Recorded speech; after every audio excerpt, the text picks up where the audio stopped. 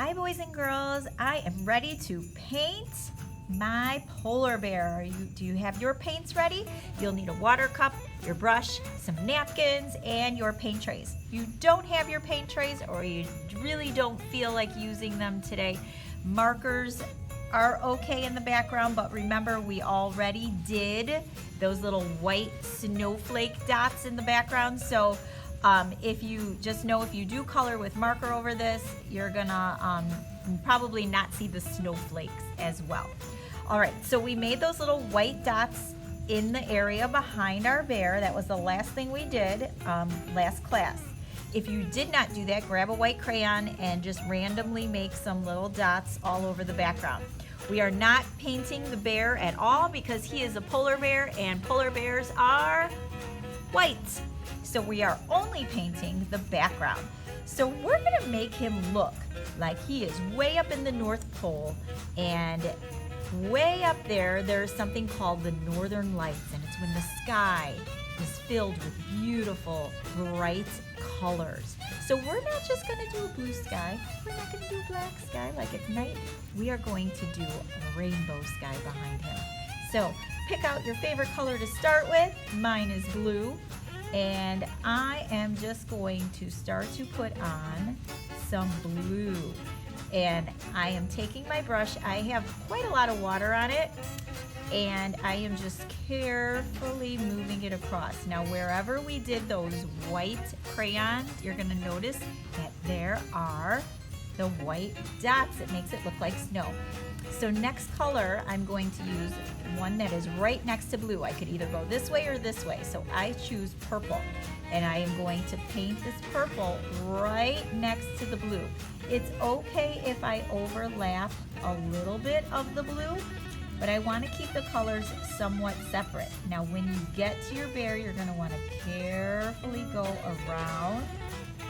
If you accidentally make a little splash or a dot, it's okay. Maybe he has a colored freckle or something. Just think of it as a beautiful oops. So I'm gonna do some purple here. Next color I'm going to do, now we're not using brown or black, so for purple I could either do more blue or I could go to the red all the way down here. So since I've already done blue, let's do some red next to my purple. This is gonna look so cool when this is done. So again, I'm putting the color next to the purple. I overlapped, maybe a tiny bit, but not too much. So there is my red, and then I'm gonna do a little bit of red over here next to the purple on this side as well. Just a little bit. I'm painting close to the edge, but I'm not going off the edge. I did a little bit here, but you want to try to avoid that as much as possible. Leave a little bit of white space so your paper doesn't get super soggy and start curling, and you don't get it all over your table. All right, so now, since I did red, I could use its neighbor. I could go to orange, or I could go back to the other side and use purple again. That's your choice. Since I have already used purple, I'm gonna move on to some orange next.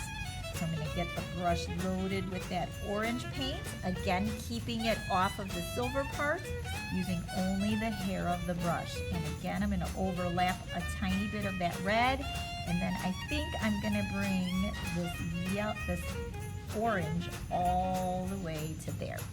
And then I'm also going to turn my paper so I don't accidentally spill or get a dot on my polar bear.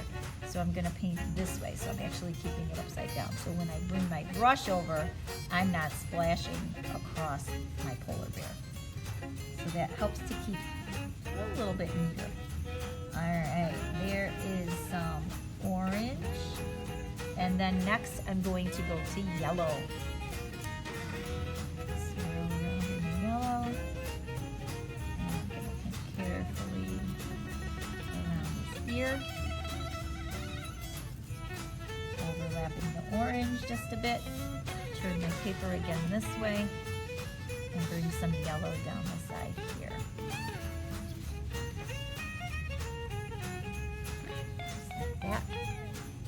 All right, now I'm going to finish this little bottom corner off with some yellow. And then can you guess what color I'm going to use next? What is the neighbor of yellow? Yep, I'm gonna go to green next. Now, because, do you see how this is? If I bring this brush across, I might spill a little bit of green on him. So what I'm gonna do, I'm gonna set this down for a minute.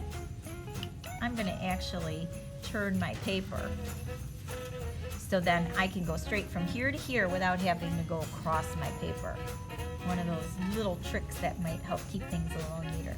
So I'm gonna overlap a little bit of my yellow and then bring the green right down the side, carefully next to it. Isn't this looking awesome? I love seeing those little snowflakes we did last week. It's almost like a little surprise. All right, I'm gonna finish off with the neighbor to green, which is back to blue. And I'm gonna finish off this little bottom corner down here. Overlap a little bit of green, smooth that blue, and finito! We are done. I'm gonna leave my brush there. I'll clean that up later. I'm gonna leave him sit on my table until it's dry. Have fun painting your backgrounds. Remember, we're leaving the polar bear white. When it's finished, you're gonna take a picture of it, and then I would like you to post it under Winter Polar Bears in the Art Sonia Gallery. I cannot wait to see these. I hope you had a lot of fun, and have a wonderful, safe, happy, healthy holiday break, my friends, and I will see you in the new year.